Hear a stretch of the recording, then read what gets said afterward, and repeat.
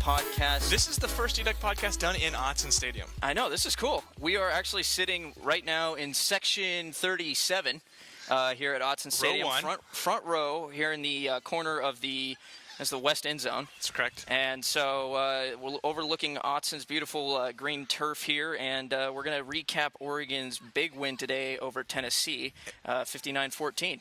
And the sun is out, too, which is about 3 hours too late. But, you know, you win some, you lose some. You can't pick your battles. We were promised an 80-degree day, but I'm not going to complain. This late in the summer, I'll take anything. So, but let's get right into it. Oregon goes 3-0 right off the bat. Yep. And big day for Marcus Mariota. Going the biggest day so far in his career, at least statistically. 456 yards, I believe, was the 23 of 33. Which is impressive because he started out 2 for 9, so you end up doing the math there. He was 21 for 24 after the rough start on those first couple of series. And I guess if we really want to jump into it, Oregon trailed for the first time all season when Tennessee scored a touchdown at the 9-minute mark of the first quarter. That was a new feeling. And not only that, there was a ton of, to give people perspective, you didn't watch the game or you couldn't see really if they didn't show the crowd too much. There were a ton of Tennessee fans here. They filled out 4 full sections, it looked like, and then there were some over on the east side as well making noise, and they were pretty rowdy to start the game. Very happy. And they had the right to be. You know, Oregon, offensively, their first drive stalls. I think they get a first down, and then it's 3 incompletions for Marcus, who, like I said, started off kind of rough throwing the ball. And then they, I think the second Tennessee play is a fumble recovered by Oregon, and fans have to be thinking, okay, here we go. We're just going to pound it in there. Not so fast. The Ducks had to settle for a field goal attempt by Alejandro Maldonado. And, you're groaning like the rest of the fans, which was right. Was it wide right? It was wide right. He just missed it. It wasn't too far off, but at the same time, another miss added to the legacy of Alejandro Maldonado. Obviously, this one not really carrying much of an impact, but unfortunately, his name carries kind of a stigma for missed field goals around here. And then adding on to that later, the next drive, Oregon does have to settle for a field goal again after numerous penalties. Again, they weren't able to escape the penalty bug today. And Matt Wogan, freshman, drills a kick, which of course, we talked about this before the season began. That Maldonado's an easy, I guess, person to root against right now if you're an Oregon fan. He's a target, and it's probably a, I don't want to say it's fair, but rightfully so, I guess, considering the fact that two missed field goals will go down in many fans' minds as costing Oregon opportunities to play in national championships the last 2 seasons. But I kind of caution fans, hey, let's not jump on the Wogan bandwagon and throw Maldonado under the bus, if you will. Maldonado's not helping his case coming out here and missing field goals, and then Wogan stepping up and drilling it with relative ease. Right, but at the same time, Helfrich did say post-game, head coach Mark Helfrich should say that is going to be, quote, an ongoing competition. But you do get the sense that the shift to Wogan might come sooner than later. There was this thought that there was a reason why at the beginning of the season Maldonado was out there, the one taking the field goal kicks. Even that first game against Nicholls State, Wogan seemed to have a little problem directionally trying to direct his kicks, even making solid contact on the kickoffs. But today, giving him credit, came out and was one of a couple freshmen today that actually had kind of a nice little day. A breakout day, I think. The other one being Johnny Mundt, tight end extraordinaire today. Tennessee scores that touchdown, and then it was Mundt there. I don't think catching the first touchdown of the game. It was. Yeah. Okay. I 16-yarder from Maldonado there towards the end of the first quarter. And that really, that was the go-ahead score, and then Oregon went on to score like 7 more touchdowns from there. And 5 straight drives with touchdowns. Just kind of put them away. But, you can't say enough about what Mundt did and how he looked as a freshman, getting the majority of the snaps there with Colt Lailera out with what it sounds like is disciplinary reasons, and Farrell Brown still kind of playing with that ailing ankle, which has kind of kept him out. I don't know if he's taken a snap all season. He did dress today. We won't touch on Lailera too much, but I think there's been some conflicting reports. The telecast, it sounds like, or the ABC broadcast reported that it was a stomach illness. Helfrich afterwards when asked was just said it was circumstances. That was it. Not one word. Yeah, would not go into further detail. And then having heard Coach Frost answer questions regarding it, it did sound like it was disciplinary related. Frost, we'll have the video up. On the website, and you can watch that on eDuck, and you can see for yourself there. And I'm sure you'll see exact quotes later on, but basically implying that he wasn't part of the decision to sit out Laerla. And of course, if you really want to be hopeful and kind of have that glass half full perspective, you can say maybe it was the decision to play him or not because he's injured, and it was one of those questionable ones. I don't think that was the case. And it sounded like it might be kind of a serious situation because Frost basically said he didn't want to talk about it anymore, which usually isn't a good situation. No, and he was asked a few different ways about Laerla, just trying to get an answer. I think some of the media were getting frustrated as to not getting a straight answer from it, and the fact that they keep balking at that question and really it gives you the answer you're looking for. Exactly. So they inadvertently answered the questions there. Yeah, if you're like you said, reading between the lines. But let's not get too much into Mundt. Well, back to Mundt. Just he had a huge day. He was a lot of people are going to look at Mariota's stat line and they're going to see 456 yards, 4 touchdowns, and he had a great day. But really, early on in the game, and not to take away from, and we're looking here at the stat sheet, Josh Huff had 6 catches for 125 yards. Braylon Addison had 6 catches as well for 78 yards. Mundt hauling in 5 catches for 121 yards, 2 touchdowns, averaging over 24 yards a catch. And the stat there that stands out is that yards per catch, because you look at a tight end in this offense, and even going back to Ed Dixon and Laerla at times, that yards per catch was not over 15, I don't think. And this is one game, it's 5 receptions, and of course it's aided by, what was it, a 57-yard reception. Right, but he had a 24-yarder as well. But it was multiple plays over 20 yards, including 2 scores, which would have both probably gone for more yards had he not been he stopped by the end zone. Right, but he was wide open all day, and that was the thing was, back to my point that you're going to look at those stats and you're going to think, wow, Marcus just had a heck of a day. Early on, giving Tennessee's defense credit, from down here on the field, it looked like their secondary came prepared to play. They played stout, they played tough. They didn't give the Ducks receivers any room, and it caused, and obviously there was some issues with some drops, but at the same time, Mundt was kind of the spark plug for getting the offense rolling. He got the first reception of the game. It was a short 4-yarder, but he still got the first one. And then that touchdown hit, and right after that touchdown, things just started rolling for Oregon. He kept picking up. Again, he had that big 57-yard gain, 24-yarder later on. And he really just seemed to, when they needed him to step up, he did. And he was an easy target for Mariota to find and build some confidence up, which had to have aided him in his strong second half. Yeah, and we had heard all fall camp how he had been the freshman who'd taken the most snaps in practice. And I think Frost even said after postgame today that he'd taken more snaps than anybody on the team, regardless of year or experience. So I guess, he's a true freshman. This is his 3rd game. But based upon what we've heard from coaches, he's played a lot. Only 3 games, but he's played a lot in practice. And I think that kind of goes to that preparation through fall camp and through the practices leading up to these games. I think that aids him so much as a guy coming in here and giving him an opportunity to really shine today, with Laerla and Farrell Brown both sidelined. Exactly. And really, once things started taking off, it looked a lot like Oregon from last week and the team that showed up against Nicholls State. It was, things were just rolling along.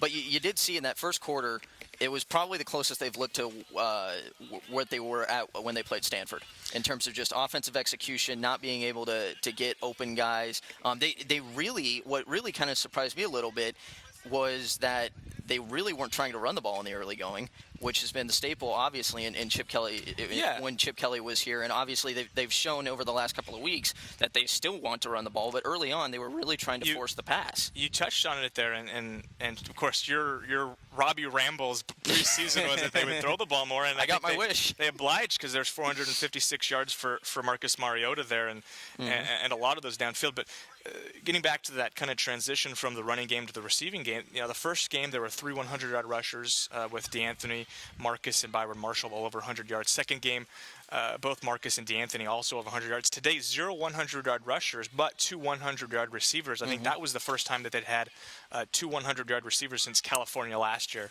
He had 4 over 60 yards, which is it's a pretty solid stat.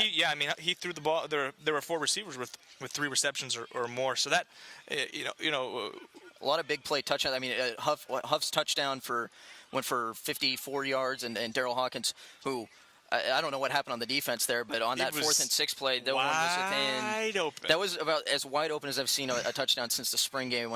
Addison was just open also, for miles. Yeah. So really, they really found their groove heading into that second quarter into that third. Let's talk a little bit about the defense here, because it's really easy to see. The offense scores the touchdowns. The offense puts up 8 touchdowns in the game, 7 different players. So that's impressive in its own right. Thomas Tyner, we didn't mention, came in, also scored another touchdown. Yeah. Looked okay. Was 7 carries, 28 yards. I think was the final, or 8 for 29. 29, yeah. It had an okay day. He had an okay day. Didn't show those flashes like we saw the first game, but did score a touchdown against the second team Tennessee defense. But the Oregon defense here, they give up that long sustained touchdown drive, 80 yards, 6 plays, the longest drive of the season. It included the longest play of the season, which is I think a 51-yard pass to Smith. I forget Smith's first name. Josh Smith, I believe. Is it Josh Smith, or are we thinking about the Atlanta Hawks? Anyway, I think you kind of get concerned here. This is Tennessee football. This is the SEC.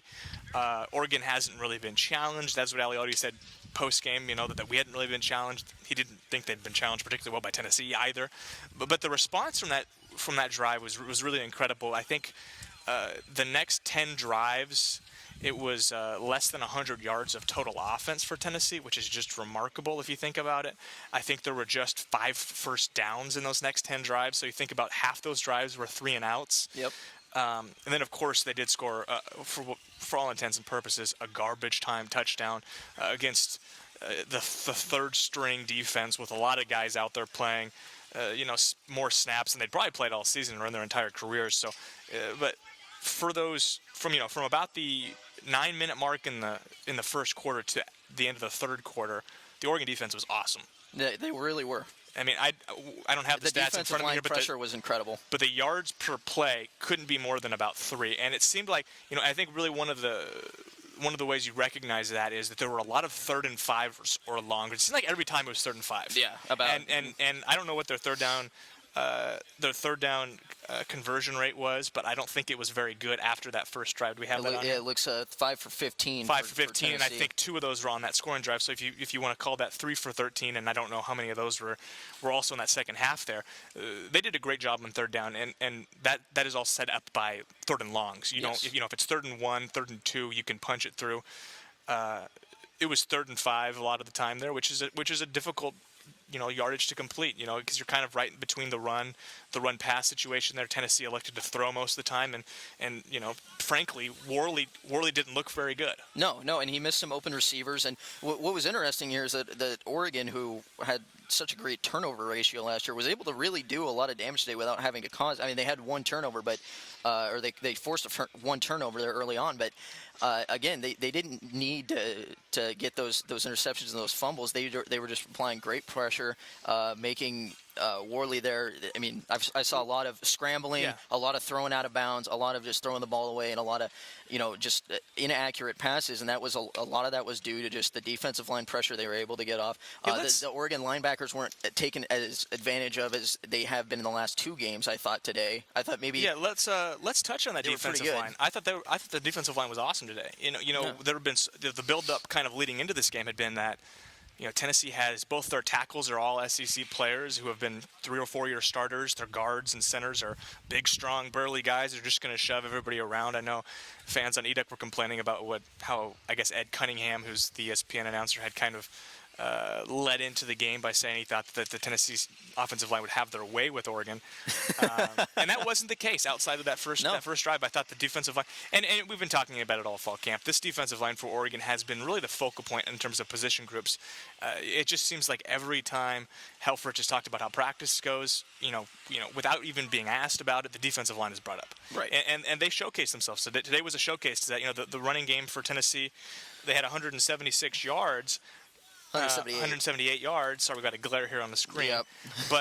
But a lot of those, I would wager around 100 of those came in the fourth quarter. And like what we said, garbage time, where we had a lot of, freshmen Tyrell Robinson and Taradne Prevo were out there playing linebacker. And frankly, the first snap I saw Robinson play, he totally missed the hole and gave up about 15 yards. Yeah, a little rookie mistake. A little bit of a rookie mistake. And Joe Walker wasn't great in between the tackles today either. Joe Walker struggled a little bit. I noticed that out on the field today. He missed a few tackles. I think he was a little excited. But you don't want to get. You can't get down on this defense because they played excellent football. From midway through that first quarter to the end of the third for really what mattered in the game. Right. Once the end, and the offense. I think the offense kind of built off of that. Because you get these third and down, 3 and out stop, 3 and out stop, 3 and out stop. I think the next 3 drives were all 3 and out for Tennessee. The Oregon offense comes out there. Tennessee defense doesn't get a chance to get a break, and it's just down the field, and then you look up and a 7-0 game is now a 38-7 game. Yeah, exactly. And then it went out to 59 unanswered points.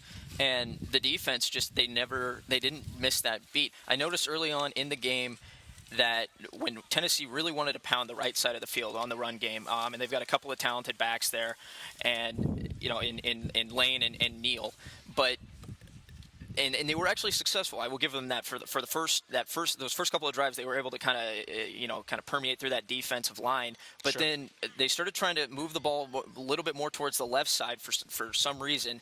And that's when Oregon started making those stops. That's when they started building a little bit of that, that confidence. Well, who usually plays on that right side of the defensive line for Oregon is Eric Armstead. Right. And I don't know the stats in front of me here, but I thought he and DeForest Buckner and Taylor Hart. There was one play where he ran down a screen, down the line there unblocked and made ground up on the running back, which was you'd love to see that. It was kind of almost like a Haloti Ngata play from when Haloti used to play, and he'd run up and just grab somebody out of nowhere and bear hug him down. I don't think Taylor got the tackle, but the way he ran down the field there, that's just kind of, you'll have to see that out of a defensive line. Oh yeah, exactly, because a lot of defensive linemen aren't conditioned and in shape enough, I guess, to even attempt something like that.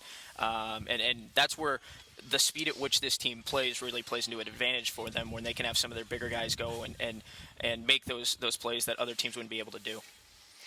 So, again, that's kind of your game wrap-up. What we want to do also, we're going to play a little bit of post-game interviews here. I think with the man of the hour, Johnny Mundt. Let's start with Johnny Mundt. So we'll play a little bit of what Johnny has to say here and come right back with, I believe, Marcus Mariota and quite possibly looking at DeForest Buckner if you want. DeForest Buckner. So we'll let you listen in on that right now. Just waiting for your opportunity, and that's exactly how it was going to go once you got your chance? Or surprised at all with kind of the production? Coach Huff always says, work hard, give it your all, and look at the results after. Right now it's a little overwhelming, a little new for me, but it's a great experience. At what point did you know Colt wasn't going to be playing, that you were going to get that kind of opportunity? He's missing some practices, but yesterday was when I got the official that I'm starting. So from then on, my mindset was just, make the best of my situation. You said yesterday you didn't, you were nervous, but you didn't want to admit it. So how did you feel like at kickoff? You know what? The nerves kind of overnight, they kind of went away. I knew my assignments. I knew what I was doing. I was confident, and I just had to execute. Is there that point kind of people talk about where once the game starts, sort of everything calms down? Yeah, once even before the game, once you start warming up, I got, just in the zone and blocked out everything else, just worried about football. Did you think you were going to be that big a part of the game plan? I hope so, but, I was ready for, if I got my shot, I was going to run my route, get open, I got the ball, do what I can when I get it, and, it went great. Coaches raved about you throughout camp. Did you surprise yourself even a little bit, though, with your performance today? Definitely I did. I wasn't expecting this, but I'm definitely happy it happened, and I just had a great time out there. They went to you early in the game, Johnny. Did that help you? Like the second pass was to you, and then you got the 57-yarder, and then the touchdown. That can help you get involved early? Yeah, definitely. It just built up my confidence, kind of got my first catch out of the way, so to speak. And from then on, it was just building on that. And I give a lot of thanks to my teammates that were picking me up and, pushed me through more and more. How about that first touchdown? It was surreal. It was amazing. Nothing else felt like that. Just hearing the crowd roar and have my team, picking me up behind me. It's a great feeling. Did you hear the chants of "We want Bama"? What was that? Did you hear the chants of "We want Bama"? I did not hear that chant. I didn't. What do you think about that? I'm just worried about Kyle after the bye week. Johnny, did you see a tweet from Colt? I did not see a tweet. I actually deactivated my Twitter a few days ago. Has he contacted you since the end of the game? I'm not sure. I haven't gone through my phone just yet. He tweeted Mundt for Heisman. What did he say? He tweeted Mundt for Heisman. What do you think? That's hilarious. Colt's a funny guy. Talk about accepting passes, getting passes from Marcus, and he was on today. He was certainly on. He put the ball right on you. Mm-hmm. Talk about that a little bit. You know, when you're running around, you know you're open. You just make eye contact with the quarterback almost. And you know, when I was open, even before the play, I knew I was going to be open. And you know, just having that connection, that's what the chemistry that just builds on that and just gets the whole team going. The reaction of the guys in the locker room. Oh, they were chanting, and I was a little embarrassed. But you know, I got to lead the fight song, and that was a great experience. Johnny, do you know why Colts missed practices? I've heard that he was really sick. You know, he's meeting with the doctors, and he just some illness. I'm not sure what it is yet. So that was Johnny Mundt there. Obviously, big day for him as we recapped. But you know, you can tell he seemed a little bit shocked when he comes out of the locker room and like gets kind of like a paparazzi following him. There was so much movement to him. I mean, literally, I think there were 5 or 6 other interviews going around. Everyone just kind of like, you know, sorry, we don't need you anymore, and just kind of it was rushes kind of like Mariota came out, and you could see him kind of like, oh, whoa, I didn't expect this. You know, like this is big Oregon football, and it was so much to the point that I couldn't even get a recorder in there because I mean, it was 2 or 3 deep around him. I'm pretty sure if someone would have taken a picture of me, it would have looked like I had 5 extra arms, just with people sneaking their recorders in underneath like my limbs. And that's great to see for a guy like that to get the opportunity. Yeah. I was talking to somebody who had done a one-on-one interview with him on Thursday, and he said, like I got him before the fame. Now I'm never going to get him like this. Like I got him like that before. So well, and he's got 2 weeks now, so he's going to be the star for the next 2 weeks. He's an overnight sensation. He's going to be a message board hero for sure. So it's good. It's good. And he's obviously a humble humble kid. He answers the questions properly. Yeah, very nice, very humble. He sheds light onto what he allegedly knows about the Colts situation as well. And then, but again, just a big day, and you can tell a humble kid, and that's one of the reasons, you know, he's a good character kid. Yeah, very well spoken. See where you went there. I was trapping you. But you know, you see the kind of talent. I don't know if people expected him to make this kind of an impact this early. I don't think they did. I certainly didn't. I don't think they thought he was going to need to. You're right, but again, you know, and like we said earlier, with Frost mentions in the video there that, you know, he had to step up, and he certainly did. So let's transition into the other star of the day, Marcus Mariota, your Oregon quarterback. The star of almost every day. That first start was, you know, kind of made me just kind of settle down a little bit and find my pace with the guys. And once you started getting a few throws under the belt, and just kind of go. Were they taking away the run, basically? Is that what you're looking at?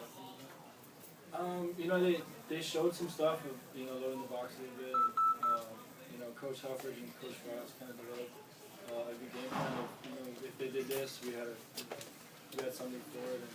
And, you know, it was one of those deals that they showed us one of those looks, and we were able to scramble forward. Marcus, you talk about Johnny and getting in there and taking the bull by the horn, making the most of that opportunity today. He was awesome, to say the least. He was incredible. You know, like you said, he made the most of every opportunity. Every catch he made sure he finished with the ball and, you know, did the most he could do with it. And you know, I'm so proud of that guy. You know, as a freshman, you know, you expected him to be wide-eyed, but he was ready to go. He was calm and collected, and you know, he just looked like he had a lot of fun, and that's good to see. Were you surprised what he did with the ball on the 57-yarder? Yeah, I actually kind of was, because I mean, you see those type of things in practice, but to see it in the game is another thing.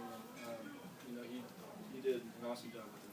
Rob, there's a couple weeks in a row where some of your a decent number of your incompletions are drops. How do you keep yourself getting frustrated? How are you able to kind of find your rhythm quickly, not let that get to you? I mean, it looks like you're not making that many mistakes. I mean, you know, I trust these guys, and I know they'll make a play, no matter what the situation is. And you know, these guys, when they get the opportunity to have the ball in their hands, they're going to make the most of it. So. You know, we don't get frustrated. We understand that, you know, sometimes we'll get slowed up a little bit, but you know, once we find a rhythm, we're pretty good. In the back. Back to Johnny with the game he had today. Was that something that you guys kind of saw in the game plan would be there for you, or did it just make itself known that there was a play to be had with him as the game went along today? You know, he kind of found himself open, and basically, you know, we don't expect certain guys to get certain balls. Or, we don't specifically have a number set for any guy. So Johnny just kind of found his way open, and I was able to get him the ball, and he made the most of it. Way in the back. Marcus, was there a point in the game today where you could feel that rhythm start to get going? Yeah, definitely after the first 2 drives, Coach Foss, we opened up with a quick pass, and once that happened, and once the guy, I forget who it was, but we had a quick gain, and then from there I just kind of felt that I was in a rhythm, and guys were getting open, and I was kind of able to find them, and once they caught the ball, they made the most of it. They went and scored touchdowns. So I think once the game rolled on, I developed in a rhythm with those guys, and they did a good job of just getting open and scoring. It was going. Yeah, I had no idea. I just want to make the most of every play. So as the game wore on, I found in the rhythm throwing. So I think Coach Hubbard and Coach Foss kind of felt that too. So we kept throwing the ball, and I wasn't totally sure how many yards. I try not to keep track of that stuff. But it's fun. It's fun when you get to throw it around a little bit, and those receivers did an awesome job of just making the most of every play. Far side. All right, and that was Marcus Mariota. Eric, your thoughts on that? Well, he just answers everything so well. Yeah. I mean, and it's such an improvement from last year. It's kind of fun seeing this kid go through the process of, and he's still 19 years old. You have to remember, he's still a kid. He's still a teenager.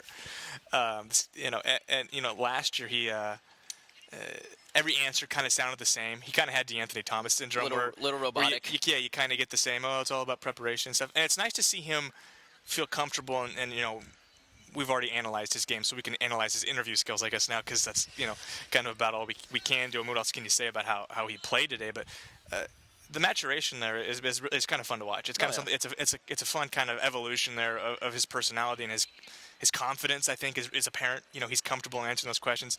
He sounds more like a leader. He does. Really does. And I don't think he's ever going to be a guy who has a big personality. He's not a big personality guy, and Helfrich just touched on that. But you can see he's developing his own personality, and it's not it's not one where he's a big flashy guy, but he's a smart, humble, intelligent guy, and that's the kind of guy you like out of a quarterback. Oh yeah, that's what you want. You want Peyton Manning, you don't want Johnny Manziel sometimes. Exactly, yeah, because that hubris can come back and bite you, and so you want a guy who's going to be focused. And we were on the write down, I was kind of likening it to he's more Russell Wilson than Johnny Manziel. Oh sure, a guy who would rather spend his time in the film room studying up and very soft spoken instead of trying to kind of keep in the public spotlight and kind of do his thing. I'm not even sure if Johnny Football's been trying to stay in the public spotlight, but he can't seem to get himself out of it. But so let's now transition to the last interview here. We'll hear from the defensive side. One thing I will say: new Johnny Football for the University of Oregon. Johnny Mundt is the new Oregon's Johnny Football. I think that's going to catch on there pretty quick. So let's hear real quick from DeForest Buckner. Who was the key for you? Did you really able to limit those guys today? We just had to get leverage, stay low and strike. That was our main thing that we worked on all week is getting our pad level lower and striking.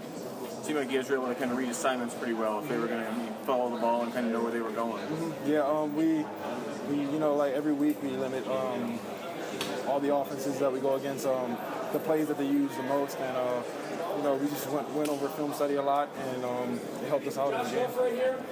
How did you feel about the way the game started? Were you guys worried when the offense was kind of sputtering and then you guys fell down 7-0? I mean, yeah, everybody would be worried that, if their offense isn't working as well as you think they should be.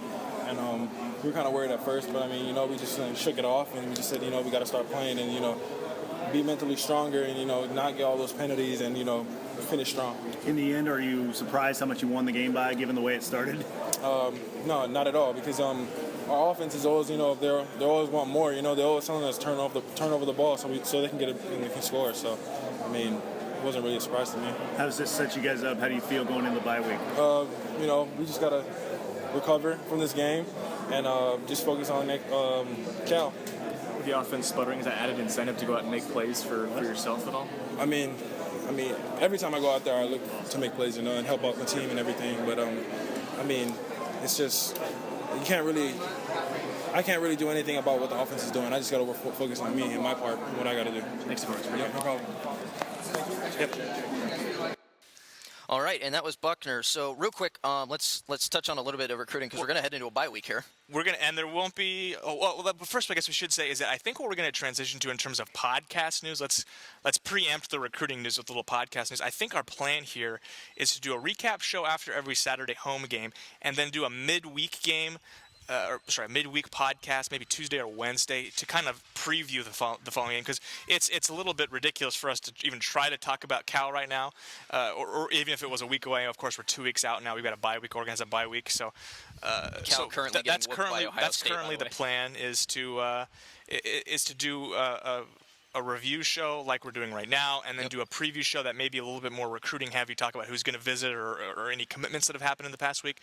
And that's a nice transition into this. Three verified recruits on campus.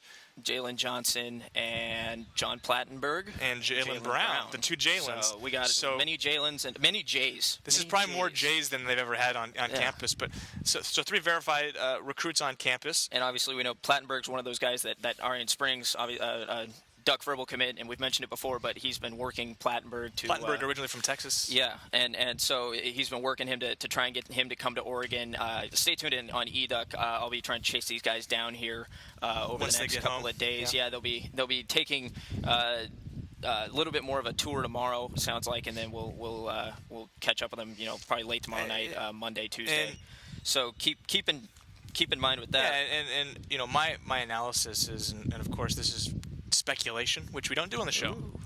This is a first. This is a first on the eDuck podcast. Speculation. I think we said it's a first. We said it. We always say it's a first. Is that you got to think as a recruit, you come out here, and especially those guys, most of which are defensive players, they have to be impressed. Oh yeah. With not only the fans and the turnout and the facilities, but just how this team played.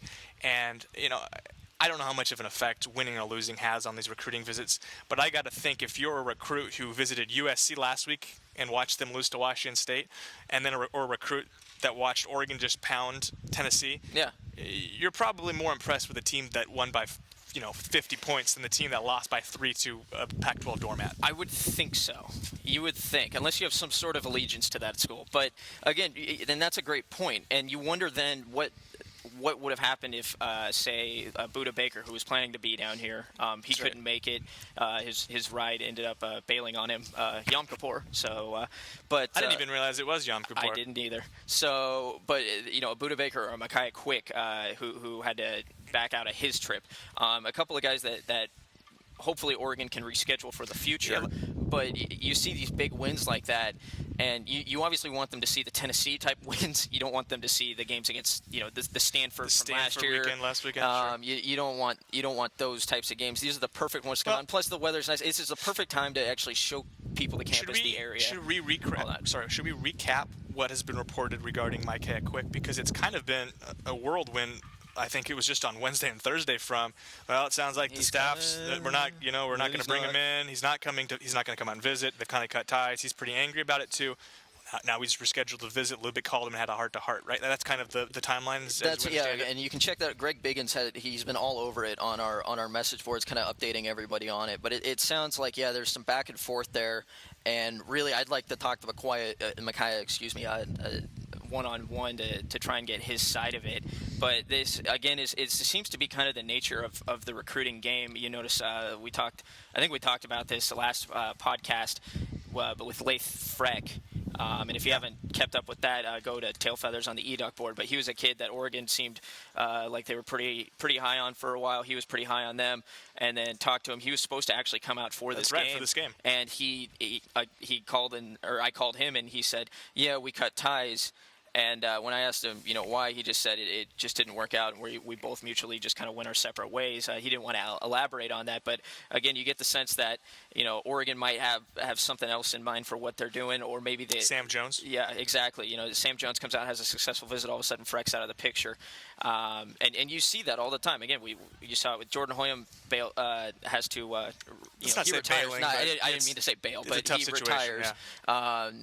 But he retires from the game, and then Oregon offers Joey Alfieri, and in the sense or in the hope that he could come out. So again, it's a timing thing as much as anything in recruiting.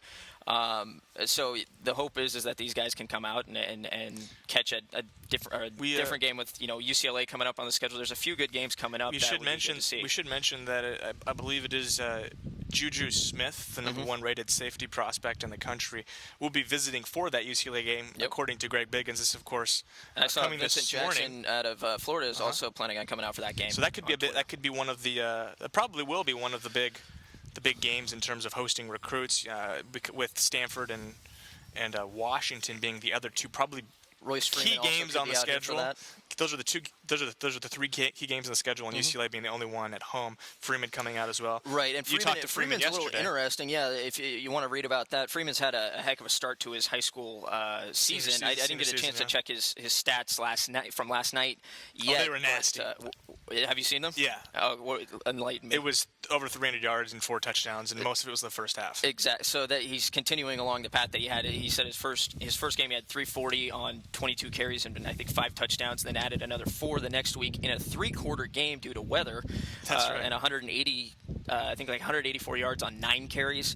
So again, I know Oregon fans get really excited about Thomas Tyner because he's a local product and everything, but Royce Freeman has every possibility to be that good and to make Oregon fans that excited. Here's the tweet with the stats there. So so 322 yards on 17 carries, 5 touchdowns for Royce Freeman. I mean, those are ridiculous stats. And in talking to him before the game yesterday, thank you, by the way, for that.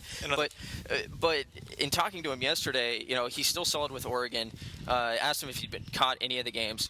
Said he had, and he did mention that Tyner going in there is a good thing for him.